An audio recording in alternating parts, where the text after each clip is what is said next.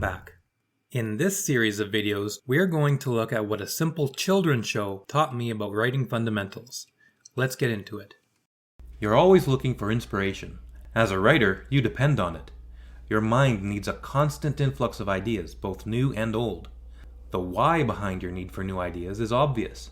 It's the mental stimulation that stretches your mind and allows you to reach greater heights with your prose. But we need to be careful not to blindly follow every literary fad that comes down the pike at us. We also need a solid grounding in the fundamentals of good storytelling. That's why we read classics like Moby Dick or the works of Shakespeare. We consume stories with a solid grounding in the fundamentals so that these stories can be grounded within us. Normally, this is a boring slog, at least for me. I'm very much a product of my time, which means any content without aliens, explosions, heroes in stupid costumes, or any combination thereof barely registers on my radar. I still read the classics and I'll continue to do so, though more for academic reasons than pleasure. So it's a genuine treat when I come across solid storytelling principles in a place where I didn't expect them to be.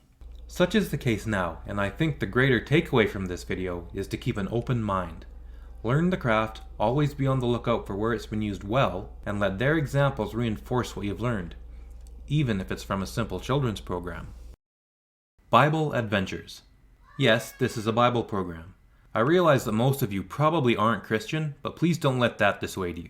This isn't going to be a preachy sermon, and I'm not trying to convert anyone with this. I'm only trying to show you how proper storytelling technique can enrich any media. At first, I didn't have much hope for this program. Initially, I discounted it completely for at least 3 reasons. First, it's a YouTube program. There's lots of good content on YouTube, don't get me wrong, but little of it is of the same quality as a properly produced TV show or movie. If given the choice between 2 shows I like on YouTube or TV, I would choose TV 9 times out of 10. Traditional media tends to have better quality overall. Second, it's a children's program. Let's face it, the bar isn't too high here. Children's programs are intolerable at the best of times, and most YouTube children's programs are the bottom of the barrel. And third, it's a Christian program. Real talk, Christian media sucks. Come at me. Now, I'm not an atheist or an agnostic, I'm not a Jew or a Muslim, I'm not Buddhist or Hindu or anything like that. I'm a born-again Christian myself. But I'm also a born-again Christian who's educating myself in the literary arts. As such, I think I can say with a degree of impunity that most modern Christian media sucks. The program I'm discussing in this video is a rare exemption to this. I think the reasons why Christian media sucks are interesting, and I'll go into those in more detail in another video. I don't think the problems are insurmountable, and I think they're completely fixable. We just need to shift our perspective. But back to the topic at hand, the only way this show could have sparked even more disinterest from me is if it was Canadian. That's right, Canadian media sucks too. And I'm also Canadian. Come at me. Before we continue, don't forget to like, subscribe, and ding the bell so YouTube will notify you when I upload new videos. And don't forget to check the description of this video for book recommendations as well as all the tools and resources I use in my writing and video production. Back to the video. So my bias against the show from the start should be clear. However, after my children started watching the shows, I noticed something interesting. They were engaging with the show in ways I'd never seen them do before. My children aren't really ones for engaging with TV and other media at all. They're a lot like me that way. For the most part, they just prefer to watch the show, laugh at the funny parts, and cover their eyes at the scary parts. Just like me. But not with this show. With this show, they were engaging. They were repeating things that the host said.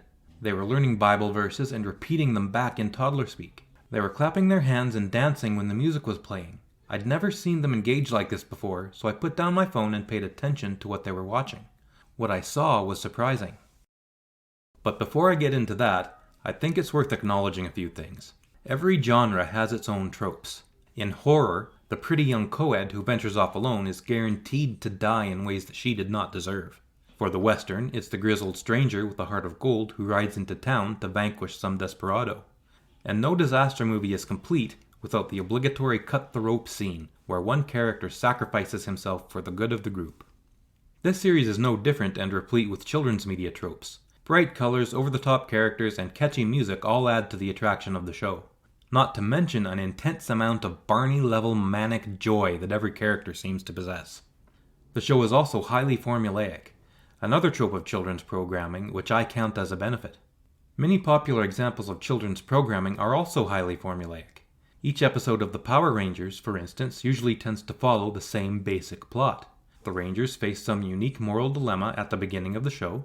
The big bad alien boss attacks insert name of generic peaceful town here in such a way as to exacerbate the moral dilemma at the start of the show. The Rangers attack the alien boss's minions.